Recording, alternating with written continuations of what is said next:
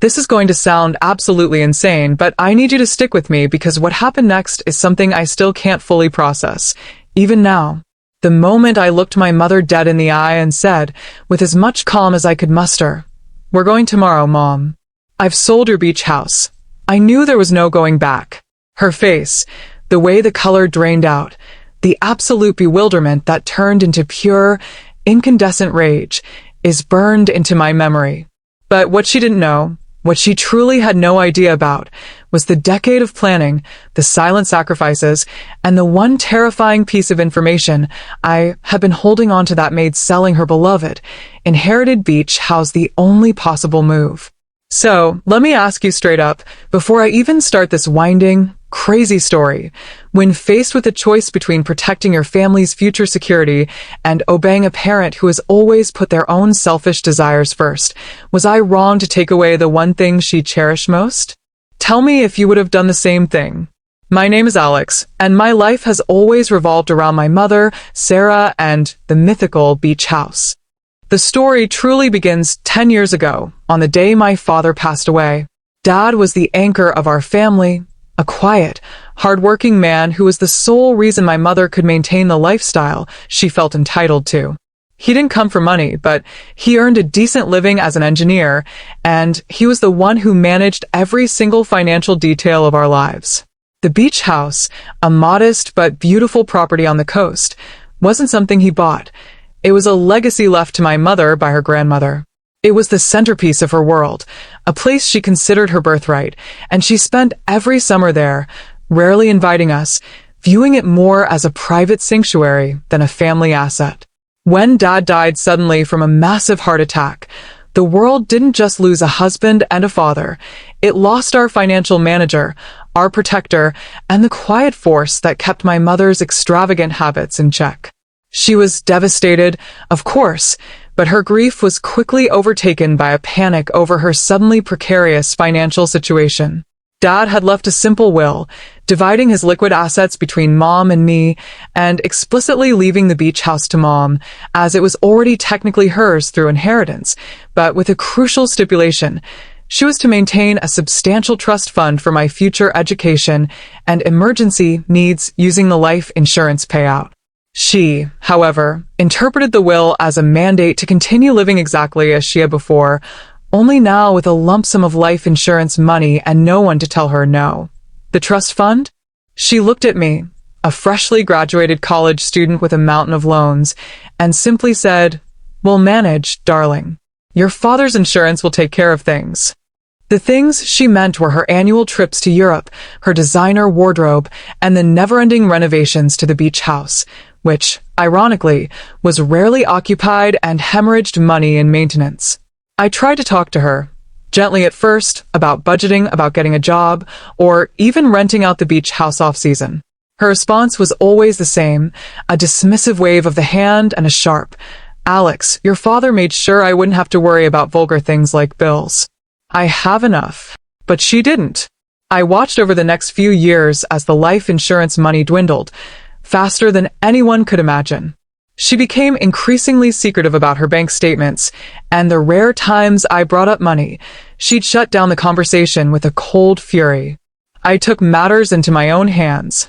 I got a job, worked long hours, and paid off my own student loans, all while covertly keeping track of her spending habits and the escalating property taxes and maintenance fees on the beach house. Every time I asked about the trust fund, she'd deflect, saying the market was down or that she had invested it wisely, but I started to notice small, terrifying signs. Bills piling up unopened, credit card companies calling the landline, and the once impeccable beach house showing signs of neglect because she couldn't afford the professional maintenance anymore. The breaking point for me came last year. I was helping her clean out a spare drawer when I found a stack of official-looking letters. They were all final notices. One was a foreclosure warning on the beach house. Another was a demand for payment from the bank regarding a second mortgage she had taken out years ago, a mortgage I had never known about, to cover a disastrous stock market gamble. The trust fund wasn't just gone. It had been used, leveraged, and completely incinerated. We were not just broke. We were in catastrophic debt. The beach house, her sanctuary, was 3 months away from being seized and auctioned off by the bank. I didn't confront her immediately. I couldn't. The discovery was too paralyzing. Instead, I did the only thing I could think of. I went into emergency mode. I took a second job. I started meeting with financial advisors in secret. I learned everything there was to know about the foreclosure process and the murky world of distressed real estate. I realized that if the bank took the house, we would get nothing, and the debt would likely still haunt her. The only way to save anything from the wreckage was to sell the house myself, quickly, at a fair market price, before the bank could seize it and sell it for pennies on the dollar. But there was a problem. She was the sole legal owner, and she would never agree. She was emotionally, pathologically attached to the house. Any mention of selling it resulted in hysterical accusations of me trying to ruin her life. So, that's the situation I was in. The woman who had given me life had gambled away my inheritance, our security, and was about to lose her most treasured possession, plunging both of us into a deep financial abyss because of her pride and denial. I had a choice: let the house be foreclosed upon and let her fall apart completely while we drowned in debt, or secretly orchestrate a sale to save a fraction of the equity and pay off the creditors, securing at least a modest apartment for her and a small savings for us both. I had to make a choice that felt like treason, but also like self-preservation. Before I tell you what happened next, what I did to navigate the legal nightmare of selling a house without the owner's full, informed consent, I want you to pause and comment below what you would have done in my shoes. Would you have let the foreclosure happen, hoping the shock would finally make her realize the truth, or would you have done the unthinkable to save her from herself? I chose the unthinkable. This is where the terrifying piece of information came in, the one I mentioned earlier. Remember how I said Dad managed all the finances? Well, while I was digging through her old files trying to find anything related to the second mortgage, I found a legal document I had completely overlooked when I first found the will. It was a durable power of attorney, signed years ago when Dad was ill, authorizing me as the secondary agent, after him, to handle her financial and property affairs should she be deemed incapable of managing her own finances. Dad, in his quiet wisdom, must have always known her financial irresponsibility would one day become a problem. The document was meticulously worded and, crucially, had never been revoked. I consulted a lawyer, my heart pounding the entire time. The lawyer, a kind but stern woman, confirmed it. Given the evidence I had, the foreclosure notices, the mounting debt, the second mortgage, and a sworn statement from me detailing her refusal to acknowledge the financial reality, she agreed that I had a legal, if morally gray, basis to act in her best interest. The power of attorney was my secret weapon. It gave me the authority to list the house, accept an offer, and sign the closing documents. The next few weeks were a blur of hushed phone calls, rush meetings with the realtor, and the constant, crushing fear that she would find out. I told my mother I was getting a promotion at work that required me to live closer to the city and that she should come with me for a few months. She was reluctant, but eventually agreed to a temporary move, seeing it as a chance to get a new wardrobe for her new city life. I had the closing date set for Friday. I packed her things, not all of them, just the essentials and her most cherished mementos, placing the rest in a secure, long-term storage unit I'd already paid for.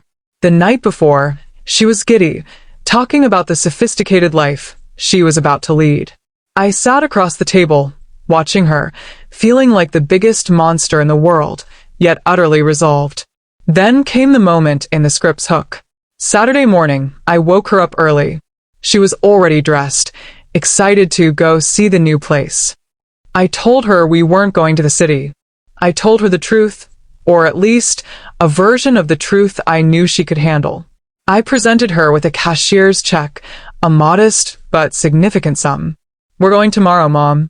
I've sold your beach house," I said, my voice shaking only slightly. "We are debt-free. All the bills are paid. The mortgage is gone, and this money is what's left. I've bought you a beautiful, small condo near me. It's fully paid for, and it has a beautiful little garden. You never have to worry about money again. You can't go back to the beach house, The new owners move in today. The confrontation was exactly as dramatic as I had feared. She screamed. She cried. She accused me of theft, of betrayal, of trying to murder her. She threatened to call the police. I handed her the complete financial breakdown, every bank statement, every notice of foreclosure, and a copy of the power of attorney. She collapsed onto the sofa, the papers slipping from her hands. For the first time, she saw the reality. Not my betrayal, but her own undoing. She saw the foreclosure notice and the second mortgage she had deliberately kept secret. The aftermath was silence. A stunned, heavy silence that felt louder than her screams. I helped her up and took her to the new condo. It was small, comfortable, and most importantly, paid for. The money I saved was enough to set up a small annuity to cover her daily expenses for the rest of her life, and a tiny bit for my own emergency fund. The beach house was gone, but so was the debt, and so was the constant anxiety that had been suffocating me for 10 years. It's been 6 months now. She still hasn't completely forgiven me. She calls the condo my prison sometimes, but she's started a small gardening club there. She's living a simpler, more stable life, financially secure for the first time in years, even if she won't admit it was necessary. I visit her every week, and we talk carefully about anything but money or the past. I know I broke her trust, but I also know I saved her from utter ruin and homelessness. I took away her obsession to give her back her life. Sometimes, I look at the legal papers sitting in my fireproof safe and wonder if I'll ever truly believe I did the right thing. It felt like the cruelest kindness imaginable. So, that's the whole mess, the decade-long secret, and the ultimate act of financial treason. What a ride, right? I had to become the villain in my mother's story to become the hero in my own. If you found yourself nodding along, understanding the impossible position I was in, please like this video if you were on my side. Subscribe for more stories like this. I've got a few more wild family dramas I've been holding on to. And finally, share your final thoughts on this whole mess in the comments section. Did I cross a line? Or was I simply taking the reins of my family's destiny? I need to know your take. I'll see you all in the next story.